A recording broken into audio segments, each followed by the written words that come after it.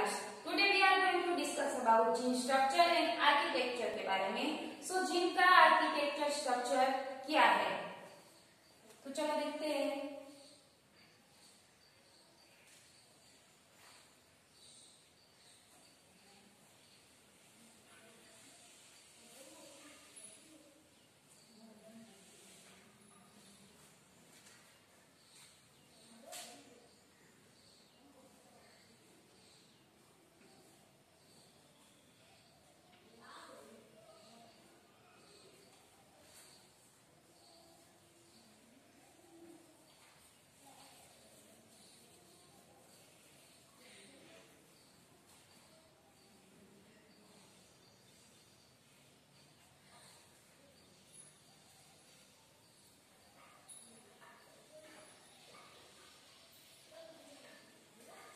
ये जो nucleic acid की जो सीक्वेंस होती है, ठीक है, उसमें कई तरह ये जो राउंड शेप होते हैं, ये ब्लॉक्स होते हैं, फिर ये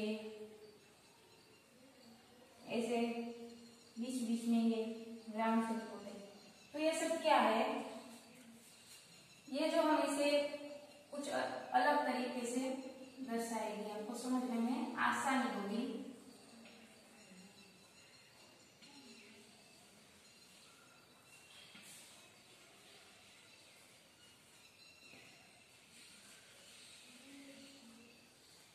ये जो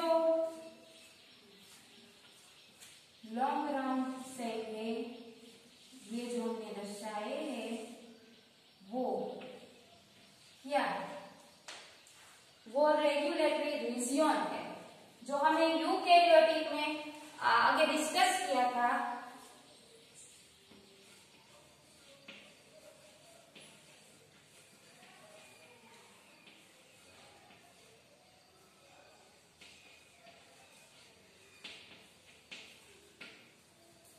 ओके, हमने आगे यूकेरियोटिक में डिस्कस किया था कि जो यूकेरियोट में दो टाइप के वो डिवाइड होते हैं. रेगुलेटरी रीजियन होता था और फिर कोडिंग रीजियन होता था.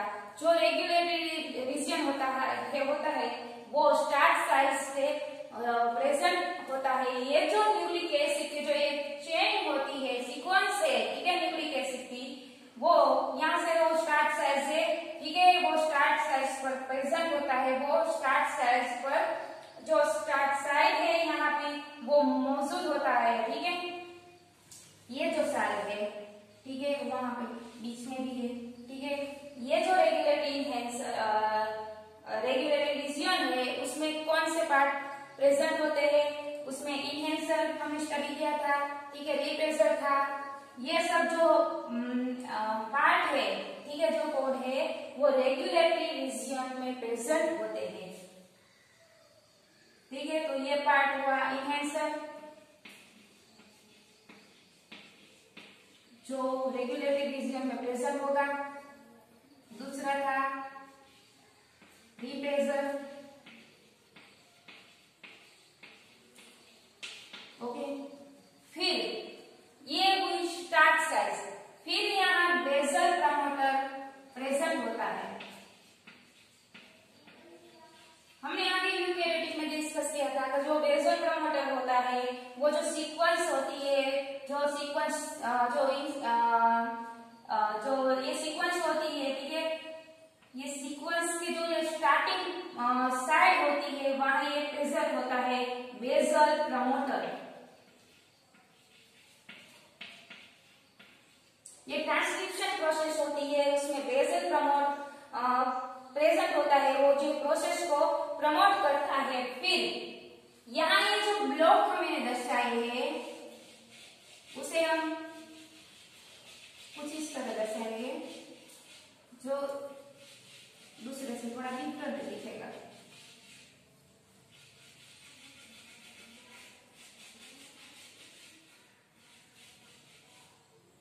ये जो पिंक कलर के ये जो ब्लॉक है, ठीक है, ये ब्लॉक है एक्सॉन. एक्सॉन कहाँ पे किस कोड में प्रेजेंट होता है? ठीक है, वो कोडिंग रीजियन. ठीक है, ये रेगुलेटरी रीजियन था, फर्स्ट पार्ट था. ठीक है, इनमें इनहेंसर प्रेजेंट थे। ये रेगुलेटरी रीजन स्टार्ट साइड, जो उसकी स्टार्ट साइड होती है वहां पर प्रेजेंट होते हैं। फिर ये जो सीक्वेंस ट्रांसक्रिप्शन की ये प्रोसेस होती है उसमें एक जोन होता है। एक्सोन और इंट्रॉन्स के बारे में हमने आगे डिस्कस किया था। सो ये एक्सोन है वो कोडिंग रीजन में प्रेजेंट होता है। सो कोडिंग रीजन, ये जो कोडिंग रीजन है उसमें ये प्रेजेंट होता है। ये ब्लॉक है, ये कोडिंग रीजन है। फिर यहाँ ये जो लाइन होती है, ठीक है, ये लाइन बीच बीच वाली लाइन, ये है इंट्रॉन्स। ये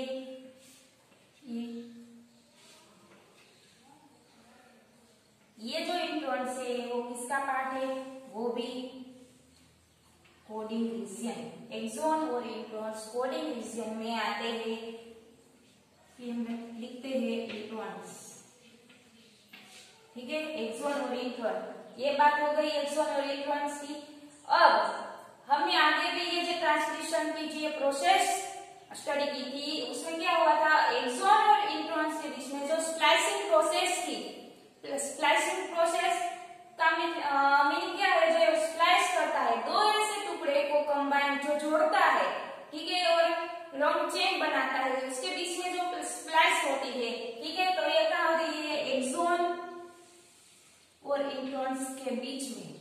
तो एक्सोन है, फिर इंट्रॉन्स है, एक्सोन है, फिर इंट्रॉन्स है, फिर एक्सोन है, उसके बीच में ये स्प्लाइस होती है, इसलिए हम यहाँ लिखते हैं स्प्लाइस साइड। ये स्प्लाइस साइड है। फिर ये जो ट्रांसक्रिप्शन की ये प्रोसेस होती है उसके लास्ट में ये जो प्रोडक्ट बनता था, ठीक है, ये प्रोडक्ट मिलता था वो प्रोटीन सिंथेसिस मिलता था, ठीक है। ये लास्ट में प्रोटीन सिंथेसिस की जो प्रोसेस होती थी, ठीक है, यहाँ लिखते हैं हमें पॉली लास्ट का, ठीक है। मैं फिर से रिपीट करती हूँ, जो ये स्टार्ट की ये जो जिनका जो ये आर्किटेक्चर स्ट्रक्चर है, ठीक है, उसमें जो स्टार्टिंग का पार्ट है वो स्टार्टिंग का पार्ट में कौन प्रेजेंट होता है, रेगुलेटरी रीजन होता है, जो उसमें इन्हेंसर रिप्रेसर प्रेजेंट होते हैं। फिर ये जो प्रोसेस आके यहाँ पर रुकती है उसमें बेसल प्रमोटर प्रेजेंट होता है। बेसल प्रमोट क्या करता है, ये जो सीक्वेंस होती है उसमें प्रमोट करता है, ठीक है, ट्रांसक्रिप्शन की ये प्रोसेस को। फिर यहाँ जो एक्सोन इंट्रॉन्स ये सब प्रेजेंट होते हैं। एक्सोन और इंट्रॉन किसमें आते हैं, कोडिंग रीजन में प्रेजेंट होते हैं। फिर ये जो एक्सोन और इंट्रॉन्स में कौन सी प्रोसेस होती है, स्प्लाइस साइड, इसे स्प्लाइस साइड कहते हैं क्योंकि ये उसके बीच में ये स्प्लाइसिंग की प्रोसेस होती है एक्सोन और इंट्रॉन्स के बीच में। फिर ये जो लास्ट हमें प्रोडक्ट मिलता था प्रोटीन सिंथेसिस, उसे हम पॉलीसाइड ए कहते हैं। ये था जिनका कुछ इस तरह उसका आर्किटेक्चर स्ट्रक्चर है। Okay, now simple transcription unit.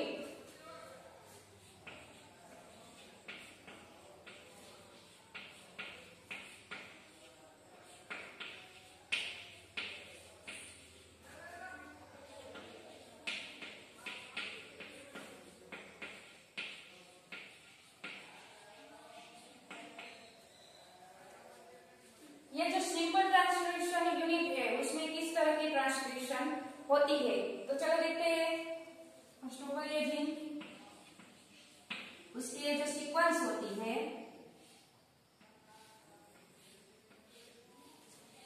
यहाँ पर उसमें थोड़ा कटिंग आता है, फिर ये भी ब्लॉक है,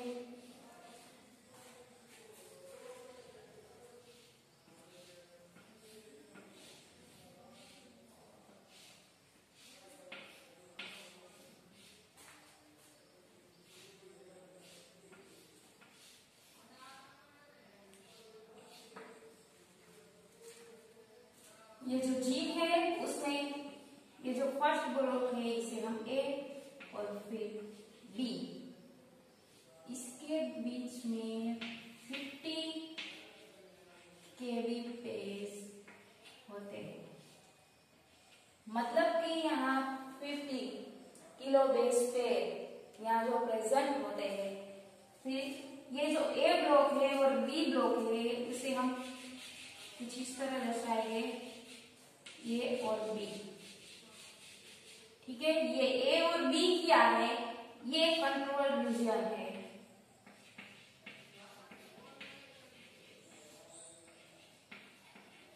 कंट्रोल रीजन, ठीक है, ये कंट्रोल रीजन है। फिर क्या होता है, यहाँ जो ब्लॉक 3 है, यहाँ केप साइट हमें मिलती है। इसे भी हम कुछ डिफरेंस बना देते हैं।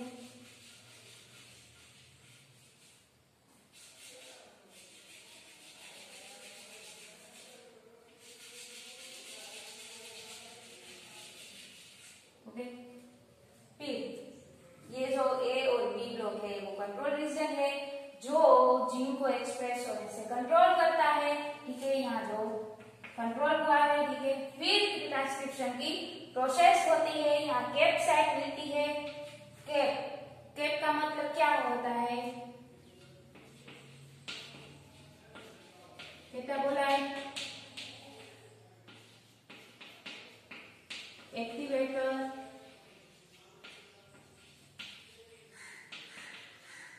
प्रोटीन। ये जो प्रोटीन है वो पॉजिटिवली रेगुलेटरी होती है। ठीक है, ये जो केप साइट होती है, ठीक है, ये कैटाबोलाइट एक्टिवेटर प्रोटीन है। वो बाइंडिंग की जो प्रोसेस होती है उसमें वो हेल्प करता है। वो किसके साथ बाइंडिंग होता है, यहाँ जो ब्लॉक है वो 3 ब्लॉक के साथ वो बाइंडिंग होने से ये जो चेन बनती है उसको साथ ये जो 3 ब्लॉक है इसे हम एक्सोन 1, एक्सोन 2 एंड एक्सोन 3, ठीक है, ऐसे हम दर्शा देंगे। तो ये जो 3 ब्लॉक है एक्सोन के, ठीक है, ये जो केप साइट होती है यहाँ से स्टार्ट होती है, फिर ये एक्सोन 3 मतलब कि एक्सोन 2 के साथ बाइंडिंग जो होता है उसमें वो हेल्प करता है। तो ये जो एक्सोन की बाइंडिंग होती है उसमें केप साइट ये हेल्प करता है। फिर ये एक्सोन 3 में यहाँ ओनली ए साइट होती है। ठीक है, ये चेन हुई डीएनए सीक्वेंस की। ठीक है, ये जो जिनका जो डीएनए सीक्वेंस है उसमें ये जो सीक्वेंस मिली, फिर इसमें क्या होता है, डीएनए में से एमआरएनए प्रोड्यूस होता है। तो उसकी जो सीक्वेंस मिलती है कुछ इस तरह मिलती है, जो यहाँ जो एमआरएनए बनता है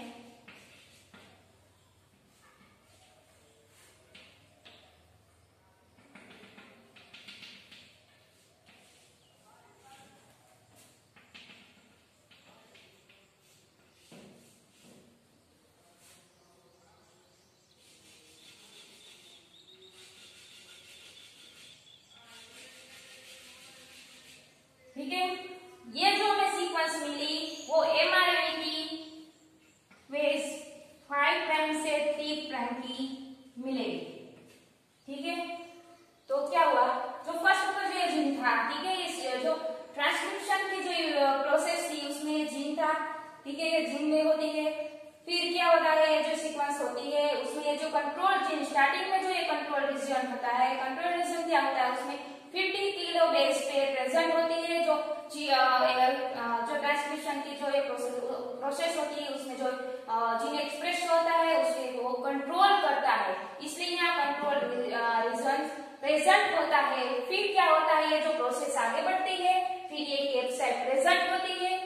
केप साइट क्या करती है, केप साइट है जो कैटाबोलिक एक्टिवेटर प्रोटीन्स है, ये केप साइट होती है वो सी जो एक्सॉन है उसके साथ बाइंडिंग करने में वो हेल्प करता है।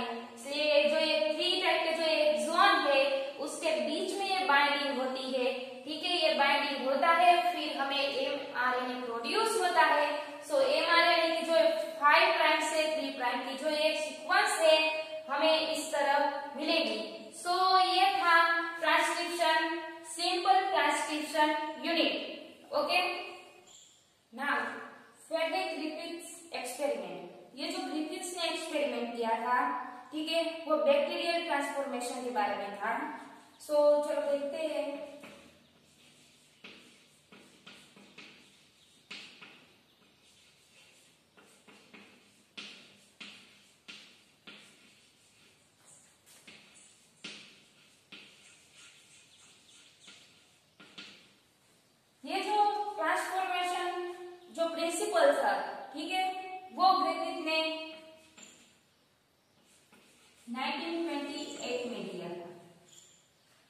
1928 में जब ग्रिफिथ ने कहा कि जब ये जो डीएनए है वो जेनेटिक मटेरियल है, पर जो 1925 से पहले कोई साइंटिस्ट ये नहीं जानते थे कि डीएनए है वो जेनेटिक मटेरियल है या प्रोटीन। उसके बीच में जो डिबेट चल रही थी, कोई साइंटिस्ट ये कहते थे वो जो प्रोटीन है वो डीएनए जेनेटिक, जो प्रोटीन है वो जेनेटिक मटेरियल है, और कोई साइंटिस्ट ऐसा कह रहे थे कि जो डीएनए है वो जेनेटिक मटेरियल है। फिर ये जो 1928 में ग्रिफिथ ने जो एक्सपेरिमेंट किया था ट्रांसफॉर्मेशन प्रिंसिपल का, ठीक है, उसने एक्सपेरिमेंट किया था। उसमें जो एक इम्पोर्टेड जो ये बैक्टीरिया दिया जो स्ट्रेप्टोकोकस न्यूमोनी था,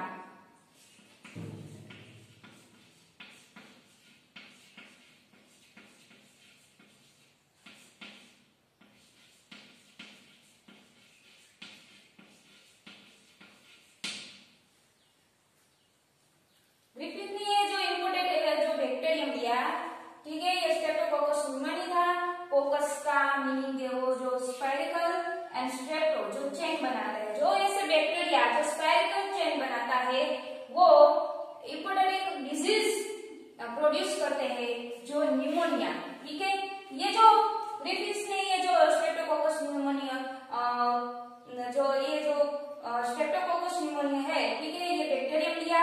फिर उसने माइस पर एक्सपेरिमेंट किया था, माइस का जो सिलेक्शन किया, ठीक है। ये जो स्ट्रेप्टोकोकस न्यूमोनी है उसमें क्या होती है, दो टाइप की वो स्ट्रेन होती है,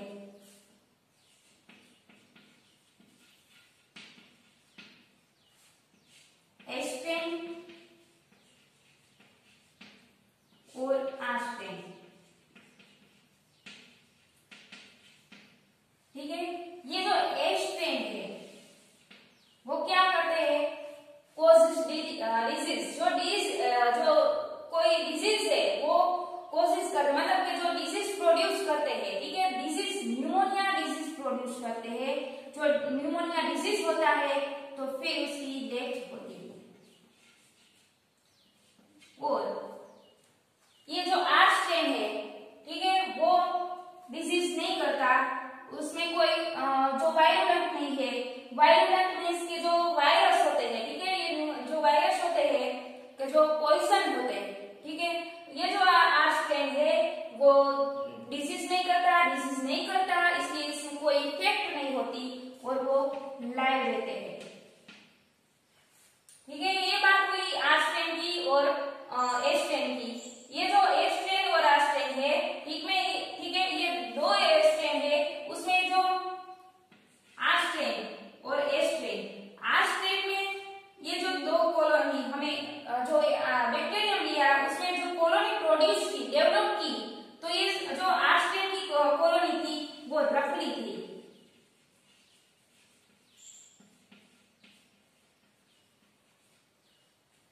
और जो ए स्ट्रेन में बैक्टीरियम जो ग्रो हुआ है उसकी जो कॉलोनी डेवलप हुई है वो शाइनी थी।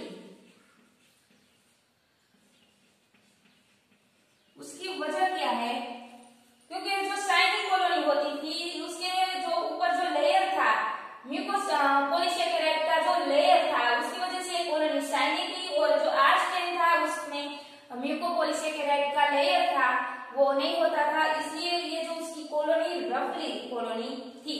फिर ये मेडल ने एक्सपेरिमेंट किया, उसने 4 टाइप के अलग अलग एक्सपेरिमेंट किया था, उसकी जो उसने सीरीज बनाई थी। तो यह फर्स्ट था एक्सपेरिमेंट था जो उसने आर स्ट्रेन लिया, जो आर स्ट्रेन था वो तो अवायरुलर है, ठीक है, आर स्ट्रेन में अवायरुलर है, ये तो अवायरुलर है। फिर जो ए स्ट्रेन है वो वायरुलेंट है, तो ये डिजीज कोज करता है, जो अवायरुलेंट है आर स्ट्रेन, और ये ए स्ट्रेन है वो वायरुलेंट है, ठीक है। ये जो अवायरुलेंट आर स्ट्रेन है उसमें कोई जो डिजीज नहीं करता, ठीक है। तो ये जो आर स्ट्रेन लिया उसको माइस में इंजेक्ट किया, तो क्या हुआ, ये तो जो उसके जो डिजीज के जो कैरेक्टर होते हैं उसमें जो बैक्टीरियम होते हैं वो तो प्रेजेंट नहीं होते, इसलिए माइस लाइव थे, उसमें कोई टाइप की इफेक्ट नहीं दिखी। और फिर उसने एच स्ट्रेन लिया। सो एच स्ट्रेन क्या था, वायरुलेंट था, वो पॉइजनिंग था, ठीक है। वो उसमें स्ट्रेप्टोकोकस न्यूमोनिया, ठीक है, वो जो न्यूमोनिया डिजीज करते हैं वो बैक्टीरिया उसमें प्रेजेंट था। तो ये तो वायरुलेंट है। तो जो सो एच स्ट्रेन थी उसमें इंजेक्ट किया माइस ने,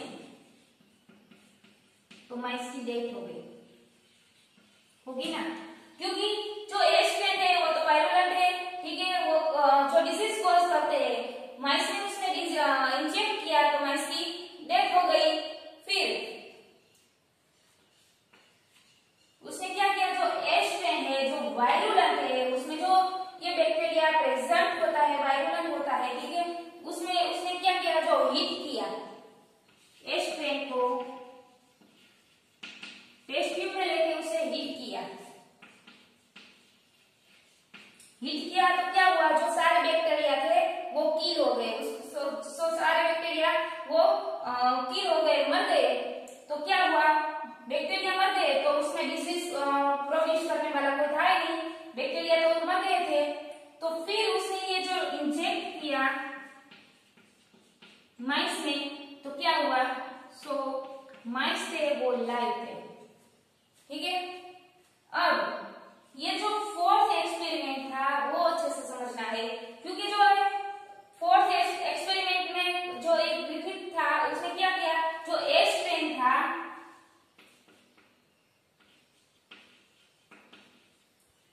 जो हीट किल किया था उसने, ठीक है, ये जो टेस्ट ट्यूब में उसके लेकर जो हीट किल किया था, जो बैक्टीरिया सारे मर गए थे।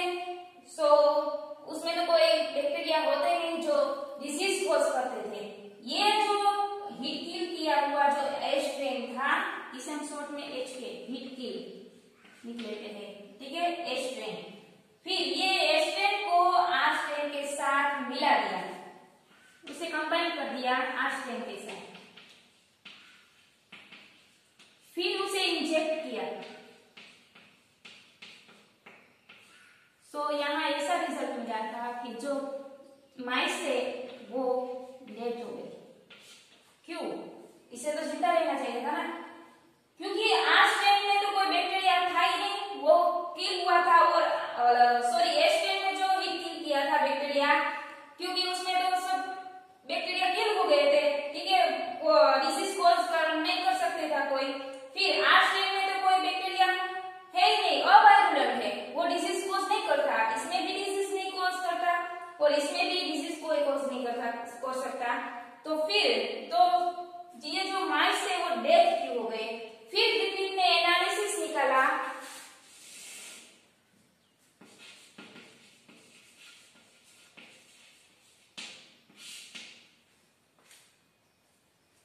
दो ऐसे स्ट्रेन थे ना, सो आर स्ट्रेन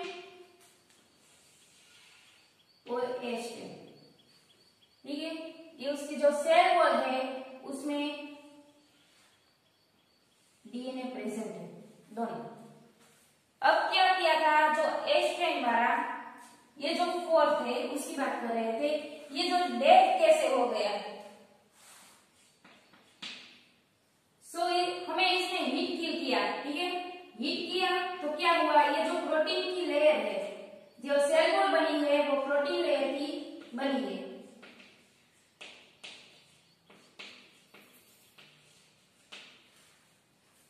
अब ये जो सेल वॉल होती है वो हीट करने से ब्रेक हो जाती है, टूट जाती है, ठीक है, मगर जो उसमें डीएनए प्रेजेंट होता है वो स्टेबल होता है। हीट आप जानते होंगे, तो जो डीएनए को हीट करते हैं तो उसमें कुछ असर नहीं होता, वो ऐसा ही रहता है। सो डीएनए यहाँ मौजूद है, लेकिन जो उसकी जो सेल वॉल थी वो टूट गई है सारी। फिर यहाँ जो ये आर स्ट्रेन था,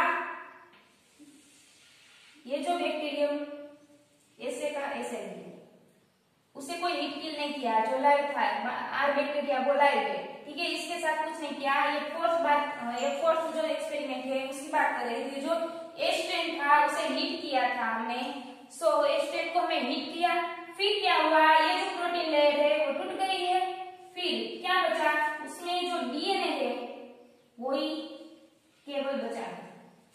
अब ये जो आर स्ट्रेन है, ठीक है, ये आर स्ट्रेन और उसका ये जो बीच में डीएनए प्रेजेंट है। अब क्या होता है, ये जो नेगेटिव डीएनए है, ठीक है, ये नेगेटिव डीएनए ये जो सेल वॉल है उसमें एंटर कर जाता है, और जो ये होस्ट डीएनए है, ठीक है, ये होस्ट डीएनए है उसके साथ ये जुड़ जाता है, यहां ट्रांसफॉर्मेशन आता है।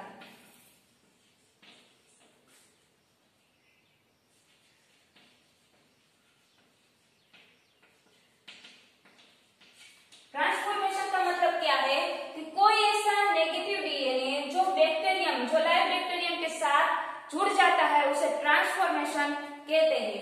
अब क्या हुआ, ये उनके साथ जुड़ा, फिर नया बैक्टीरियम बनता है। ये जो डीएनए था ये तो पुराना डीएनए था, उसका जो लाइव बैक्टीरियम था ये जो पुराना डीएनए था। अब ये जो नेगेटिव डीएनए है उसके साथ ये जुड़ गया, तो ऐसा बना। अब ये जो नया बैक्टीरियम जो बना वो कैसा होगा, वो वायरुलेंट बनेगा।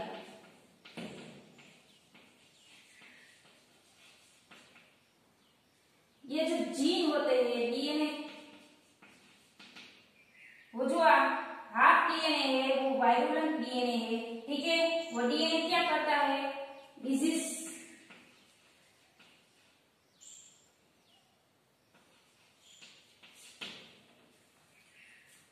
इसकी वजह से ये फोर्थ एक्सपेरिमेंट था, उसके वजह से ये जो माइस से वो डेथ हो गई। क्यों, क्योंकि यहाँ जो कई बार हम कहते थे जो डीएनए जेनेटिक मटेरियल है या प्रोटीन, ये डीएनए की वजह से ही ये सब होता है, क्योंकि ये जो डीएनए है यहाँ क्या हुआ था, ये जो प्रोटीन लेयर है ये तो टूट गई थी, बचा क्या, डीएनए बचा था, डीएनए बचा था, फिर ये जो डीएनए था वो जो आर स्ट्रेन था उसके साथ वो जुड़ गया, इसके साथ जुड़ गया, डीएनए प्रोटीन लेयर तो टूट गई थी, पर ये डीएनए थे उसमें जो डिजीज कैरेक्टर थे उसमें तो ये प्रेजेंट हो गया ना।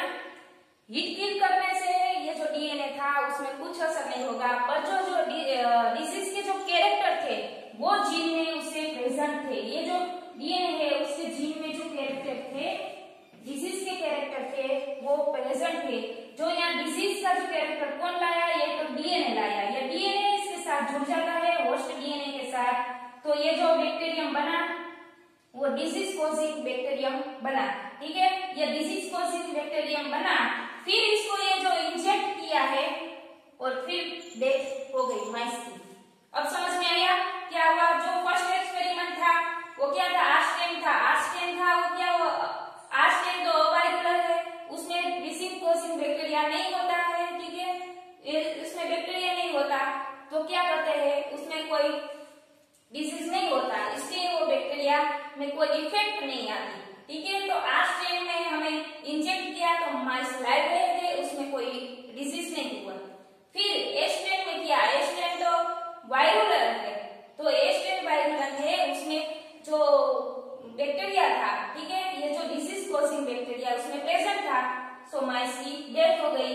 और जो तीसरा एक्सपेरिमेंट था एस्ट्रेन, एस्ट्रेन को क्या किया, जो बैक्टीरिया था, ठीक है, उसने टेस्ट ट्यूब में लेके, जो एस्ट्रेन को टेस्ट ट्यूब में लेके उसने हीट किया, सो सारे बैक्टीरिया मर गए, फिर उसे इंजेक्ट किया तो बैक्टीरिया तो मर गए, तो डिसीज कोई प्रोड्यूस नहीं करता, सो माइस थे वो लाइव रहे थे। फिर फोर्थ एक्सपेरिमेंट में क्या किया, जो ये हीट किल किया हुआ स्ट्रेन उसके साथ आर स्ट्रेन को मिला दिया, फिर इंजेक्ट किया, फिर डेथ किया। ये जो डेथ हो गई उसकी वजह से ये हमें एनालिसिस देगी। एनालिसिस में क्या था, जो आर स्ट्रेन था, ए स्ट्रेन था, आर स्ट्रेन तो लाइव है, उसके साथ उसमें कोई प्रोसेस नहीं होती, मगर जो ए स्ट्रेन था उसमें क्या हुआ था, जो हीट किल किया था, इसलिए उसमें जो प्रोटीन लेयर थी वो टूट गई, प्रोटीन लेयर टूट गई, फिर बचा क्या, डीएनए बचा। मगर जो प्रोटीन लेयर टूट गई, जो बैक्टीरिया था वो हिट किया था, इसलिए वो बैक्टीरिया भी मर गए। मगर जो डीएनए में बैक्टीरिया प्रेजेंट था, उसके डीएनए में जो जीन है उसमें जो डिजीज कैरेक्टर होते हैं वो प्रेजेंट थे। तो ये जो डी नेगेटिव जो डीएनए था वो आर्जिनिन के साथ जुड़ गया, तो नया जो बैक्टीरियम बना, कैसा बना, डिजीज कॉजिंग बैक्टीरियम बना, क्योंकि ये जो नेगेटिव डीएनए जुड़ गया इसलिए। तो ये नया बैक्टीरियम क्या हुआ था, वायरुलेंट बन गया। इसकी वजह से यहाँ माइस की जो डेथ हो गई। ये जब ग्रिफिथ ने ये जो एक्सपेरिमेंट पेपर थे पब्लिश किए 1928 में, सो जो साइंटिस्ट कम्युनिटी थे उसमें एक वर्ग ऐसा भी था, वो यकीन नहीं कर रहे थे। वो ये कह रहे थे कि ये तो प्रोटीन की वजह से भी हो सकता है, क्योंकि यहाँ जो प्रोटीन पार्टिकल है वो एंटर होंगे। पर फिर जो ग्रिफिथ ने ये एनालिसिस निकाला कि नहीं, ये तो डीएनए की वजह से हुआ। पर कई साइंटिस्ट ऐसे थे जो यकीन नहीं कर रहे थे। फिर एवरी एंड हर्शी चेस ने भी ये जो ट्रांसफॉर्मेशन प्रिंसिपल है उसके बारे में इसने ये जो एक्सपेरिमेंट किया और प्रूव किया कि जो डीएनए है वो ही जेनेटिक मटेरियल है। सो नेक्स्ट लेक्चर में हम एवरी और हर्शी चेस के जो एक्सपेरिमेंट है उसके बारे में स्टडी करेंगे और डीएनए रेप्लिकेशन के बारे में स्टडी करेंगे। सो गाइस इस लेक्चर में बस इतना ही। So guys thank you so much and keep reading.